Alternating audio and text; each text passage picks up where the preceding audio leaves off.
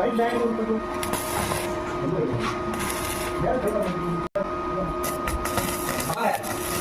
pun bisa mengadu. Dia pun tahu dia mengadu. Anda bisa tak